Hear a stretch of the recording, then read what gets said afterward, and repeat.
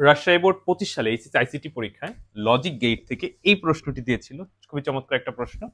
বলছে নিচের সার্কিটটির ক্ষেত্রে কখন আলো জ্বলবে না, মানে এই লাইটটা কখন বন্ধ থাকবে। এখানে 4টি অপশন দিচ্ছে, কোনটি সঠিক।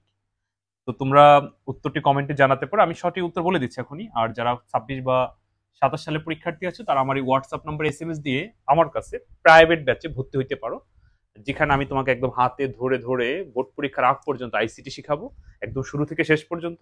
মাসিক কোনো বেতন নাই, জাস্ট ভর্তি হওয়ার সময় সামান্য কিছু সম্মান দিয়ে ভর্তি হবা, তাহলেই তোমার আইসিটি তার কোনো সমস্যা থাকবে না। তো যাই হোক, বলছিলাম যে এটা সঠিক উত্তর কি, বলছে কখন লাইট জ্বলবে না। তার মানে এটা হচ্ছে ধরো মাইনাস, লাইটে গেল, এই যে হচ্ছে প্লাসটা যখন লাইটের সংযোগ পাবে তখনই তো জ্বলবে, যখন পাবে না তখন জ্বলবে না। তো এ আর বি অফ থাকলে জ্বলবে না, অর্থাৎ ক হলো সঠিক উত্তর। কিন্তু যদি কোনো কারণে দেখো এ শূন্য বি অন, যদি বি অন করো সংযোগ পাচ্ছে অর্থাৎ জ্বলে উঠবে, যদি আবার এ ওয়ান করো জ্বলে উঠবে, দুইটা অন করলে জ্বলে উঠবে, একমাত্র যখন দুইটা অফ থাকবে তখন জ্বলবে না।